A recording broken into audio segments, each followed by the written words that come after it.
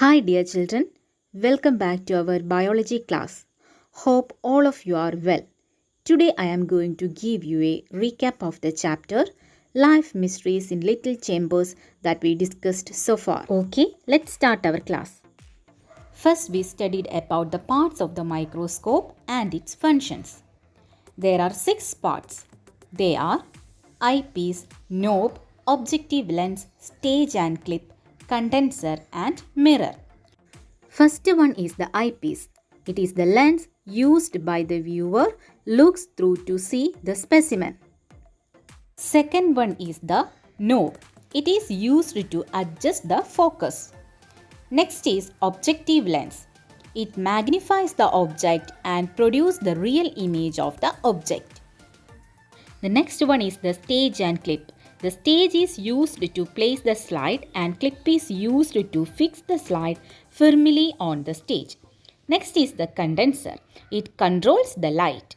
The last one is the mirror. It reflects the light to the diaphragm. Next we studied about the preparation of observation material. We studied the different stages of material preparation. After that we discussed how to record a practical. The practical record contains aim, materials required for the practical, procedure or method, observation and inference or result of the practical.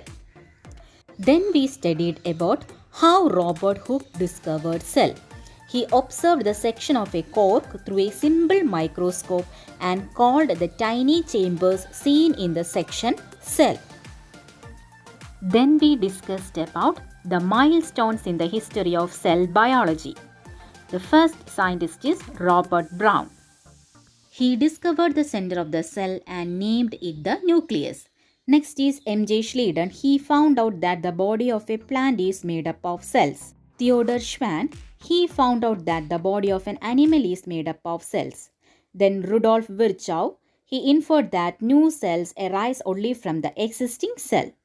Then we discussed about cell theory. It was formulated by M.J. Schleiden and Theodor Schwann. The main concepts of the theory are: first one, the body of all organisms is made up of cells. The second one, cells are the structural and functional units of organisms. After the cell theory, we studied the functions of cells. There are 3 main functions. The first one, it resists foreign particles. Second one, it helps to release energy from nutrients. Third one, it helps to synthesis of biomolecules. Next we studied about the cell organelles and their functions. The first one, mitochondrion. It is known as powerhouse of the cell. It helps in the production and storage of energy. This is endoplasmic reticulum. It is the passage in the cell. Conduction of materials inside the cell takes place through this organelle. It is also known as cytoskeleton. This is ribosome. This is the center of protein synthesis in the cell. Next one is vacuole. It is covered by a membrane called tonoplast. It stores water, salts, excretory materials, etc. This is Golgi complex. Golgi complex, it collects cell secretions like enzymes, hormones, mucus, etc. in its small vesicles. It is seen in plenty in glandular cells. After the cell organelles, we learned about electron microscope. It magnifies the object million times and the source is electrons. From electron microscope, we get a thorough understanding of microscopic cell organelles. Next, we discussed about the structure of nucleus.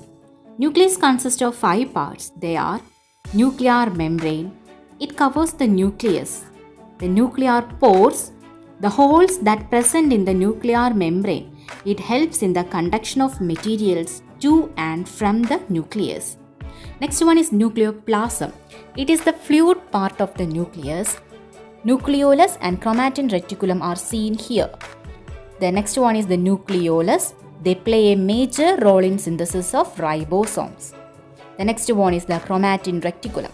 They carry gene, the genetic or hereditary material. Then we discussed about prokaryotes and eukaryotes. In prokaryotes, there were no nucleus is seen. Example, bacteria, cyanobacteria, mycoplasma. In eukaryotes, they have a well-defined nucleus covered by membrane is seen. Example, amoeba, plants and animals. Next, I taught you biomembranes. This is a covering separates the cell from its adjacent cells. They are selectively permeable because they allow only the essential materials to pass. Next, I taught you plastids. The plastids only found in plant cell. There are three types: chloroplast, chromoplast and leucoplast. The chloroplast, it helps in photosynthesis. The chromoplast, it imparts color to flowers and fruits. Then the leucoplast, it stores food materials.